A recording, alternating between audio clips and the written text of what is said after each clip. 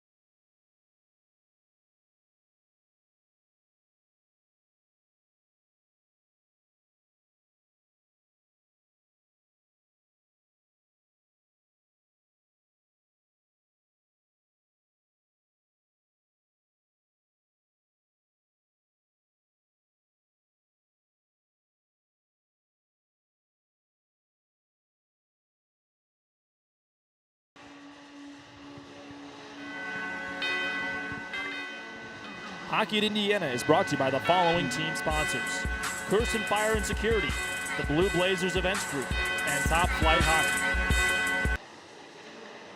It's day 2 of this 2-game set between the Ohio Bobcats and the Indiana Hoosiers, two fiercely ferocious sides in the TSCHL, both vying for a spot in the top of the ACHA Southeastern rankings. Last night, a 6-2 drubbing by Indiana, a game that was close after 2 periods, and Indiana took off in the final frame, scoring 3. And 2 of those goals came from Ethan DiLorenzo, who has been on fire against the green and white throughout his career here at Indiana. Alongside Garrett Drake, I'm Sam Weixler for the Indiana Hockey Broadcast Network. And Garrett, fantastic job by our assistant Andrew Gus on that pregame show, giving us a little recap of what happened last night. Yeah, absolutely. It was a great game for the Hoosiers all around. They ended up winning by a final score of 6-2. and they got a flurry of shots on goal. That's what we said the key was prior to last night's ball game, and they're going to look to do the same thing here today. They got to generate as many opportunities as they can possibly get, as we're going to have Zazon in net once again. Well, the crowd is a little bit less filled in than it was yesterday, but I've been told there's a basketball game in a certain location happening today, Garrett, that might have affected the attendance. Nonetheless, we'll send it down in just a moment to ice level, where Andrew Gus will give the starting lineups in the national anthem.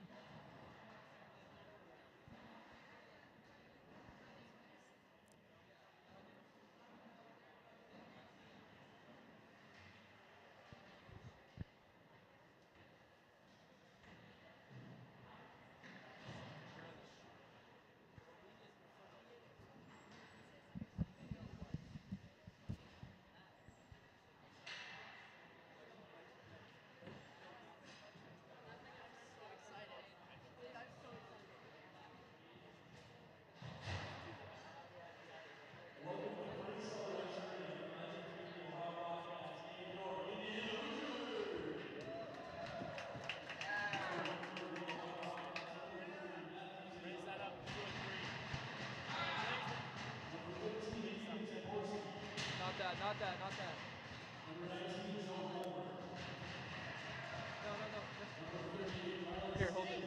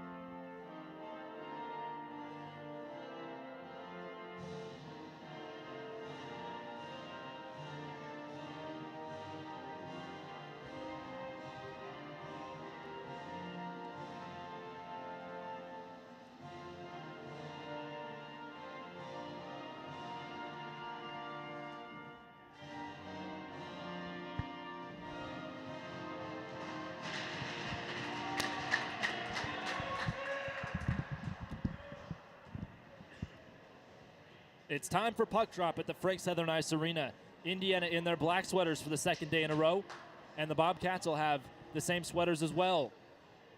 In net for Indiana, it'll be Sammy Billis, who won last night and has been really a much better netminder in the back half of this schedule so far. Really impressive performances last year. And Garrett, you and I touched on it briefly yesterday. A little bit of an issue with the power play, and sometimes the defense didn't communicate as they did last year when they were still gelling early with all these freshmen. But really, the defense has picked it up. Yesterday, the shot blocking was something impressive to me as well. Yeah, absolutely. Sammy got a lot of help from his D-men, especially on the penalty kill. I want to key on Andrew Chambers specifically. He had a goal in the stat sheet as well, but he was getting down and blocking a lot of shots. On the other side, Matthew Zazon, the same netminder as yesterday. This year, he's been phenomenal. And we talked about his 56 save performance against Miami, where he still picked up the loss in 60 shots. That's an aggressive night from Miami, but nothing that we haven't seen before. Last night, 6-2. This night, a whole new ball game. Indiana and Ohio. Hoosiers from right to left on your radio dial and already on the attack. Centering pass right in front. Under the leg of Chambers, who we just mentioned. Out to Timmons. He zips it in. Deflection. Chambers wiggles away. Nanisimino trying to get the deflection, and Zazon pounces on top of the puck with just over 15 seconds elapsed here in the first. DiLorenzo with a 4-point night last night, keeping this home crowd in the energy that they had through the first 2 periods before the mass exodus. Gary, that's got to feel great to have one guy who you know is just going to key up and key in on a team. Indiana wins the draw, snaps it along the blue line where Timmons collects it. Sends it through, and the deflection bounces into the near side corner. Williams regrouping and working that point. Some stick handling to shuffle his man around. Through traffic, deflection! Off a leg pad, and then Zazon slams the leather on top of it. And last night, Indiana vastly outshot their opponents. It wasn't even close last night, Garrett. Yeah, 45 to 23, or 22 rather, was the margin in the shot department. The Hoosiers were aggressive early, and Zazon was on his toes really from the opening puck drop. Ohio usually averages about 42 shots per game, so 22 is nearly half of their season average. Timmons with a shot through traffic. Off a skate blade and carried away. Carrying it out of trouble, that's Nick Coward. Coward had a hat trick versus Roosevelt to start the season, and when we talked with the head coach Ryan Dunning of the Bobcats, he said that was a real team-building game because everybody was getting a chance to find themselves on the score sheet, and things were going well, and it's always positive when you can give everybody a chance to have their name in ink. Played along the window in front of us. Billis stands his ground and knocks it forward to Gustafsson. Hand off to McDonald, who flings it all the way across the zone defensive side. Touched forward, icing waved off. McDonald beats his man to the corner. Josefiak lofts it away, and there's Will Kicker skating around and circling the wagons. Another good deflection. McDonald lunged at the puck and now skates down toward the crease before slowing his own momentum. 18:21 to go here in the first. And the shots on goal so far, Indiana 2 and Ohio yet to go on the attack for any kind of extended action.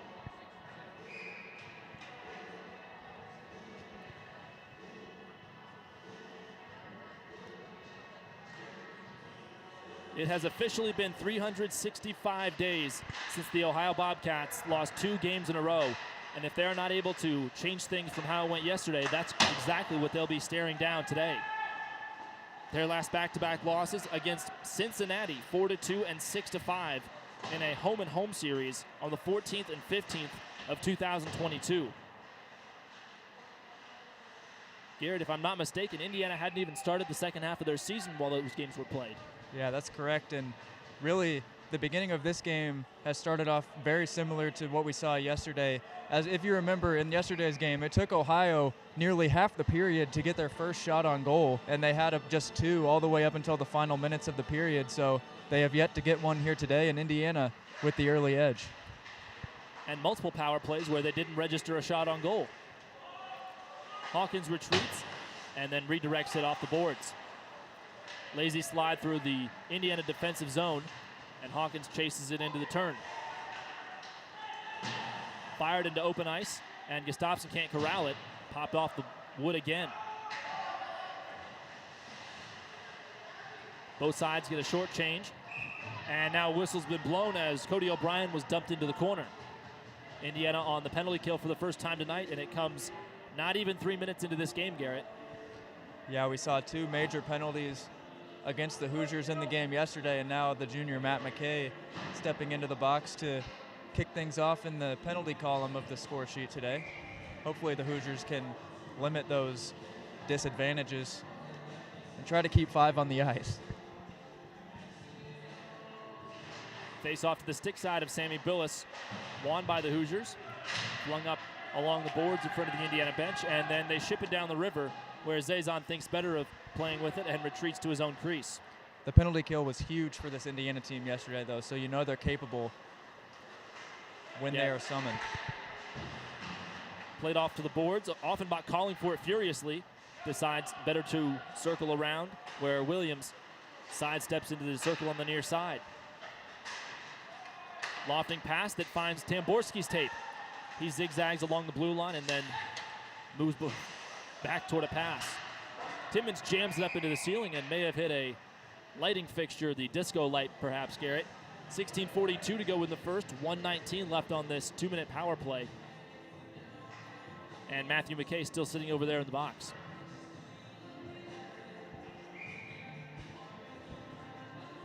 Still no shots yet for Ohio. Draw won by Ohio, but it's poked away thanks to the stick of Andrew Chambers. Kalura moves forward. He's got some pace. Man marking was Timmons. Played in front. Quick shot off the post and into the near side corner. A long wind-up and a drive by Tehan. Billis controls the rebound and collects it. So half this power play has elapsed so far. 2 shots on goal in this power play for the Bobcats. They haven't quite caught Indiana yet. Last night the hitting was all Indiana through the first 2 periods. But it ended up really something that we didn't expect. A dead heat in the third. Yeah, the intensity kept amplifying as the game went on, and there's a goal. The Bobcats jump out in front, and just like their form in the rest of the season, they draw first blood. Only 3 times this year they've allowed the first goal. One of them was last night. And talk about turning the tide and gaining the momentum back on your side. 1-0 the Bobcats, 16:14 to go here in the first.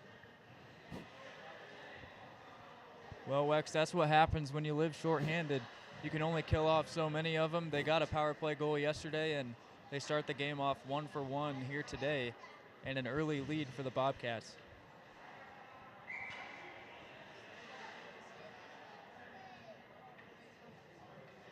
Sammy Billis last night, 19 saves on 22 shots. Indiana had 45 shots on goal. And immediately the Bobcats gained possession back.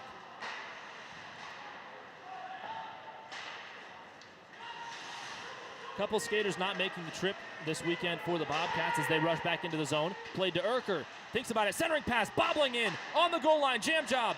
Billis sits down on his backside, and now McDonald has some space. 2-on-1 rush, now McDonald by himself. Wrist shot right into the chest protector of Zazon, bounces back up, and the whistle's blown. Gustafsson may have made contact with a white sweater or the leg of that player, however. Shots on goal are now 5 aside. Interesting rush by McDonald. It'll be nice to see him make some more space for himself. Yeah, and before the rush, I think it was Jack Hawkins who kept that puck out of the net.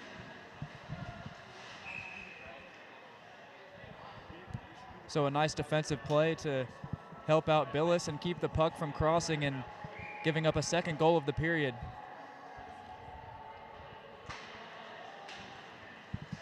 As we mentioned, the Bobcats very often score the first goal, and they are impressive when they do. Up until last night, they had scored the first goal in 11 straight games and only dropped 1. McKay plays it forward to Castricani. He has to throw on the brakes. Myers scoops it up and then plays it into the corner to give a dump and chase. Indiana partial change. And on the forecheck, Gustafsson charging in. DiLorenzo also moving around.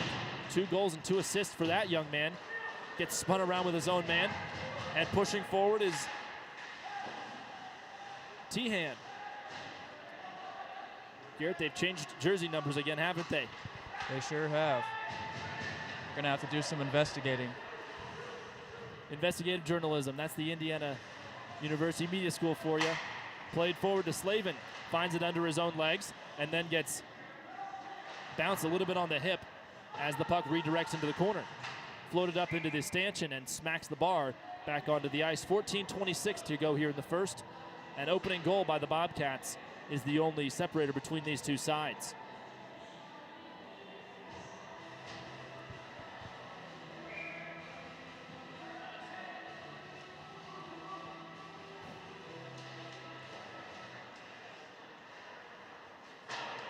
Uh-oh. Puck rolling like a top all the way to Sammy Billis. He steps up and makes a play on it. Past the width of the neutral zone, carried by Tamborski. He gains entry, and it's waffle boarded, punching up into the air by Billis, where Timmons collects the garbage and throws it into the corner. Indiana with not nearly as much time on the attack early on as we saw them have yesterday. They've been struggling to get past neutral ice. Overlap run. Here comes DiLorenzo moving forward. Gains the zone. No look pass to Slavin. And an errant look again ends up with the puck on the stick of Calais. Ripley stick handles, and it is paddled aside to the far boards. Big hit. Timmons ends up going down hard and is not thrilled. Williams circling around, gets tangled up with the referee, and then a cross check to the shoulder.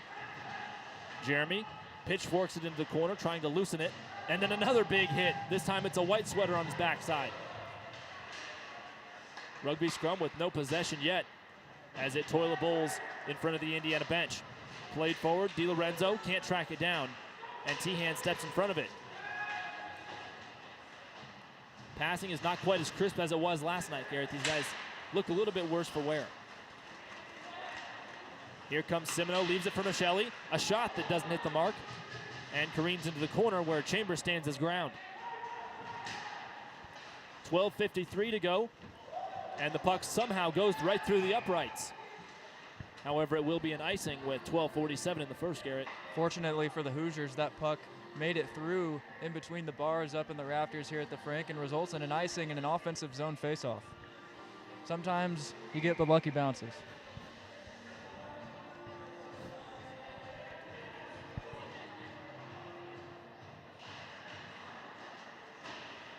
Indiana has now won 5 straight against these Bobcats. The last win for the Bobbies coming in 2019 in the first game of that 2-game series. And that was the first time Indiana beat a TSAHL opponent in that series. Rolling puck finds Hawkins, who lunges forward and clears it away. Kalura dumps it back again, and Indiana will try to run a play here. Hawkins quarterbacking from behind the crease. Can't hit his receiver, though. That's Michelli who has to chase after it. Back into the zone it goes for the Bobcats. On the charge was O'Brien laying a body. Chambers spinning around, somehow rolls it to the blue line, and the Bobcats will regroup. Missed hit by Hawkins, and Chambers shovels it all the way across.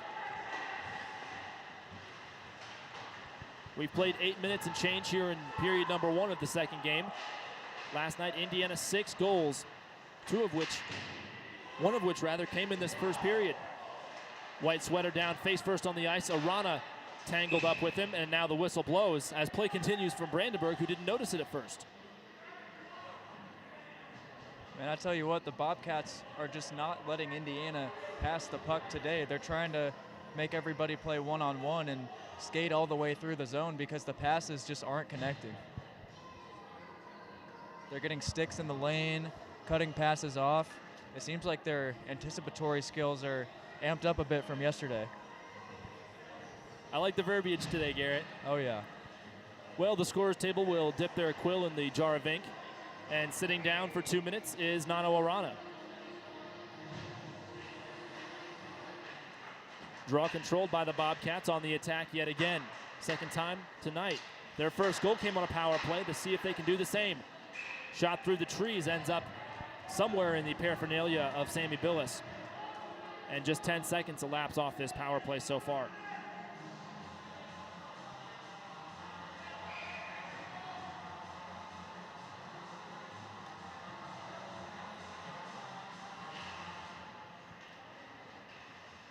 Bobcats firmly in the driver's seat in the North Division of the TSCHL. Kicked away by Billis. Indiana, however, had a couple bad weekends, had some weird splits where they won the Friday night game and had the Saturday and Sunday scaries, and have not performed quite as well standings-wise as they did last year. Now on a rush, Simino burns his man down the side, poked away from behind. He collects it, avoids a hit, and then Brandenburg plays along the glass. Stolen away, Coward collects, hand off to Calais. Moving forward, back to Ripley, and then the shot by Campbell bounced off the board. Secondary collision behind the play results in a couple unfriendly words and mean faces. Both sides will get 5 fresh pairs of legs onto the ice as we've played nearly half of this first period. 55 seconds to go, still on the power play for the Bobcats. this season, just about 17% with an extra man, but they never go more than a game or two without getting a power play goal. Indiana got a bit of an opportunity on that rush by Semino moments ago, but a nice play by Tamborski for the Bobcats, laying out and getting a stick on the puck from behind. Kicker misread the play, and it will not be icing, as charging into the corner was Kalura, the team captain. Kalura, team president as well, led the team in points with 41 last year. Over his career, about 1.25 points per game. So you can almost always count on him to do something score sheet wise. Big hit by Hawkins, pins a man against the window, and then kicker tackles a man from behind. Pinned against the glass, and the power play is over. Arana moves from the penalty box to the bench, and a man will come on in his place. Played forward, delayed call on the ice. Indiana's going to have a chance to take Sammy Billis out if they so choose, and instead the play is blown dead, and Indiana will get a chance to move around with a 5-on-4.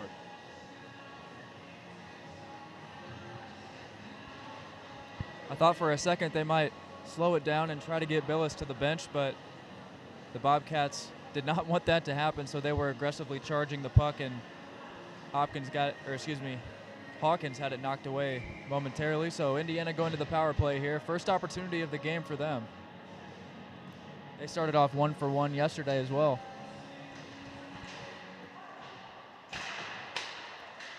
Played to Williams. Too many men under a blanket on the near side. Again, Austin Williams stick handling around, works the goal line. Trying to set a cycle up, move a lane, shot around, and Zazon gloves it easily on the far side. 1:46 left on the 5-on-4 power play for the Hoosiers, their first tonight, and 9:02 remaining in the first. I like that shot there, testing the glove of Zazon. Just keep doing that. That's exactly what happened last night, Garrett, and Indiana seemed to benefit quite well, seeing as they took a 6-2 lead into the evening.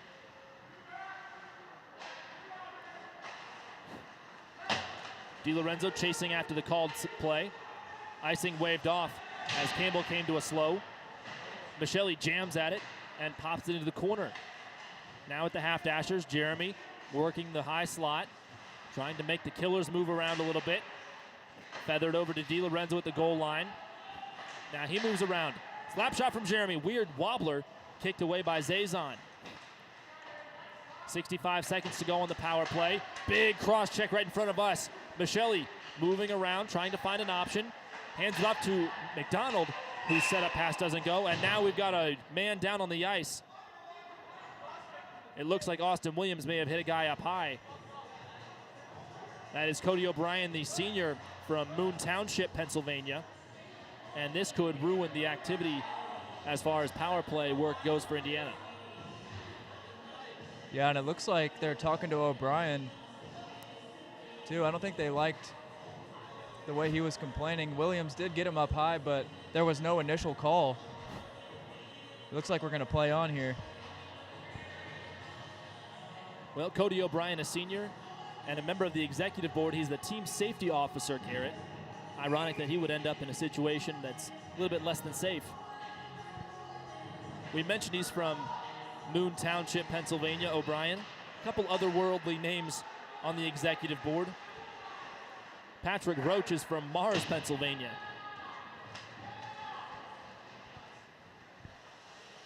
Garrett, sometimes we're up late working on prep and all of our notes, and I thought that stood out to me a little bit. Here's McKay moving in, working the goal line. Throws his leg up and passes over to the blue line in front of the Bobcat bench. Sent back to him. A one-timer, Castricani didn't get much on it. Still 25 seconds to go on the power play. Indiana keeps the zone. And then subsequently watches it bounce in front of their own bench as both sides will get a change. Yeah, Wex, one thing I know about Pennsylvania is they definitely know how to make some good chocolate. On the near side corner, Indiana's going to lose their advantage here as Hawkins gets tangled up with a man. Castricani gains the zone, skating sideways, and then plays it to himself. In traffic, Zazon punches it away with the nub of his stick. 2-on-2 rush. Ripley, a high shot, bounces off the crossbar behind Billis. He then stands his ground and sidesteps over to it as a crowd draws. Yeah, that puck bounced away from Billis momentarily, and a couple more swings at it were taken by Beal right there, but fortunately for Indiana, they were granted a whistle.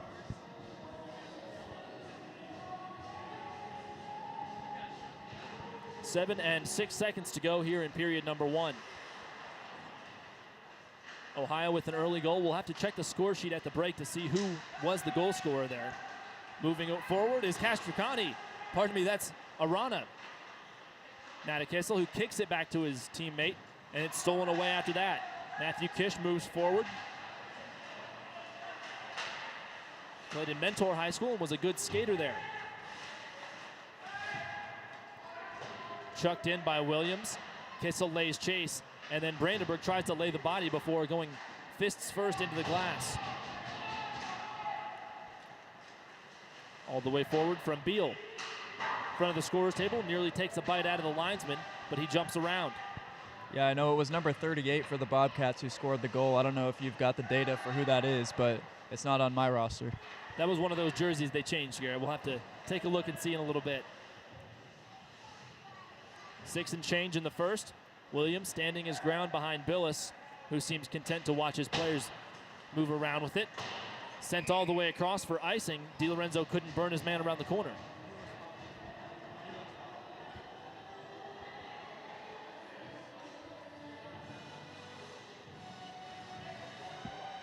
Ethan DiLorenzo got 2 goals last night, his 10th and 11th, and those 2 assists also pretty key. Garrett, if you're doing the scoring at home, he was involved in 4 out of the 6 goals last night. That's a heck of a day at the office and a great way to start the second half of the season if you're D'Lo for Indiana. So look for him to build on that, and I expect him to get in the scoring column again here today. That's now 2 games in a row, not counting today so far, that DiLorenzo has gotten a pair of goals, believe it or not, Garrett. Will Jerami extended his point streak as well. He's now at 13, I believe.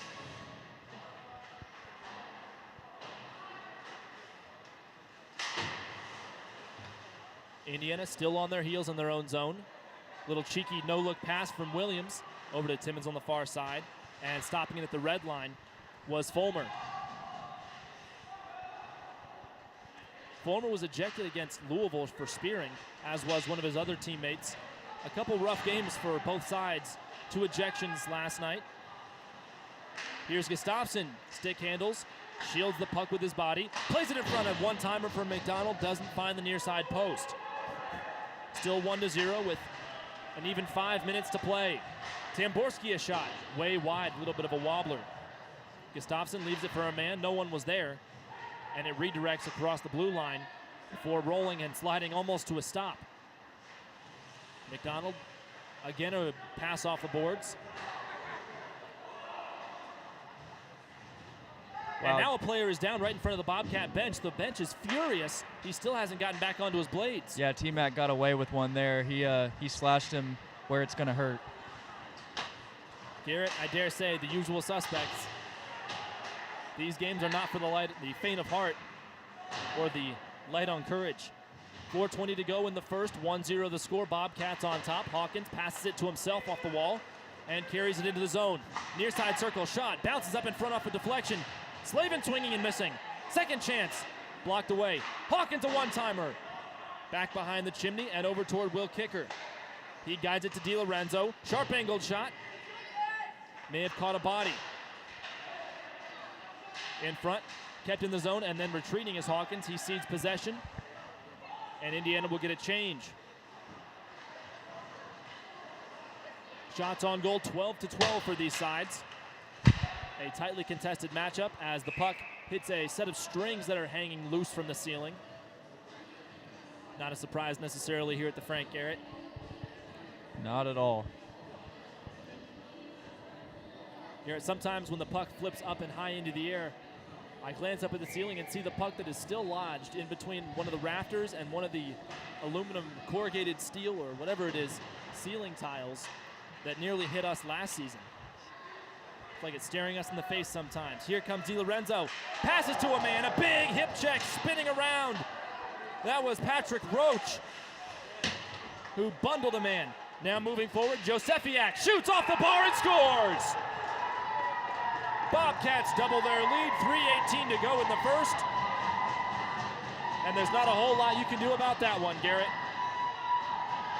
You said it perfectly, Sam. Just they had numbers going the other way, found the open slot, and were able to put it past Billis. So Indiana, with their backs against the wall here, giving up 2 in the first, they've got some work to do.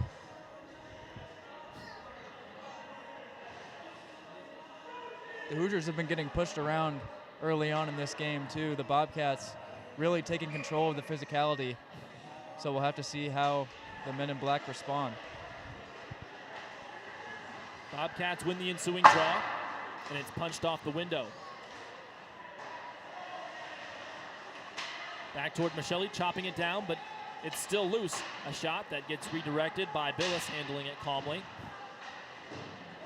And another big hit in the corner behind the play. Timmons has been taking a beating.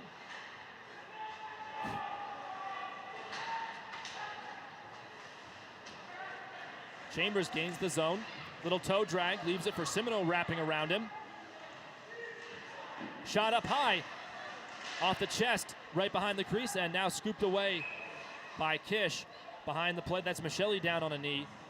And we'll have a call. Indiana may be getting a power play before this period ends. Yeah, it's going to be interference here. It looks like they got Mike Campbell on the play. The sophomore defenseman, Campbell from McMurray, Ohio, tied for the most games played last year, 31 games played. The only guy who had as many games played as that, the team captain, Kalura, who had the most points. Talk about durability and availability. That's a guy that you always want on the roster. Jeremy outside the near side circle. Shot through traffic. Off the glass, and it's McKay working that blue line. Flings it to Jeremy. One-timer right in front, deflection. And back into the corner on the far side. Gustafsson watches it go past him. DiLorenzo collects it, thankfully for him. Now to Jeremy, feeding to the backside. McKay to DiLorenzo, cycling the puck. Jeremy, wrist shot off a body. Back up to him. And Jeremy trying to push the puck free. Instead, he has his pocket picked. Man, that was a great pass by DiLorenzo there, too, to set up a good look for Jeremy, but it got blocked. Almost to the top of the 4 o'clock hour, 1600 hours, local time. On the clock, it's 1:56, and the power play still has 80 seconds to go.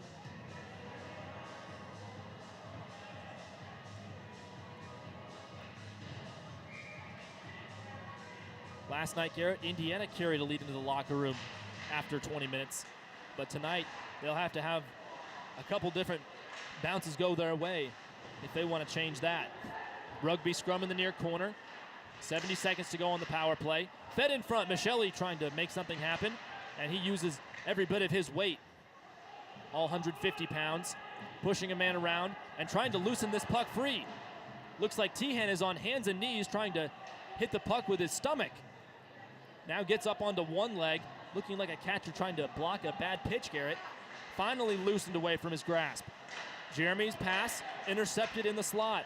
Sent down toward Billis, he collects it and lets his D-men work around.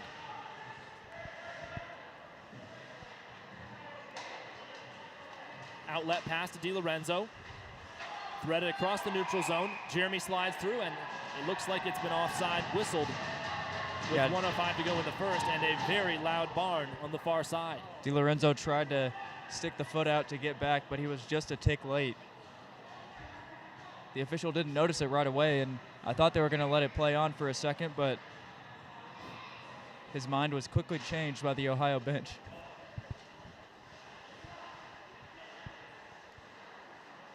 McKay dipsy-doos in his own zone.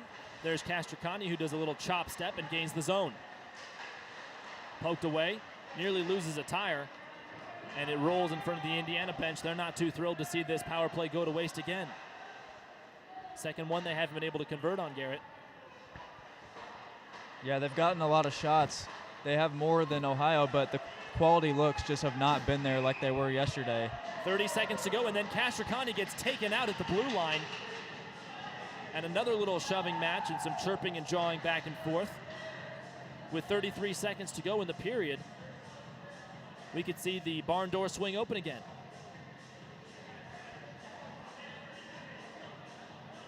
Maybe not. Looks like they're just trying to separate the aggressors this time, Garrett. Now they move the face-off. Interesting. McKay knocks it forward, redirected off of Kissel's twig, and lofted up into the air. We're under half a minute to play. Brandenburg dressing tonight. Makes his presence known and plays it forward. Now the Bobcats trying to move along with it. Instead, they get pinned in front of the Indiana bench. Josefiak stick handles. Kick saved by Bellis. Another good save, short side. Hawkins bounces a man into the boards. McKay digging in, trying to keep it in his possession before the period ends.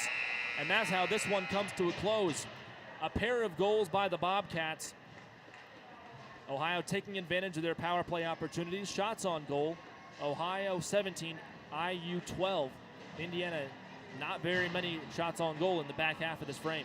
No, and I just mentioned a second ago how the quality looks haven't been there as well. They're kind of just throwing the puck at the net, and it's getting blocked out front. Ohio's put a lot of guys in front of the crease, though, so it's been causing issues for the Hoosiers early on. They're going to have to find ways to move the puck from side to side and try to get better looks. Well, after 20 minutes played, it's 2-0, the visitors of Ohio in front.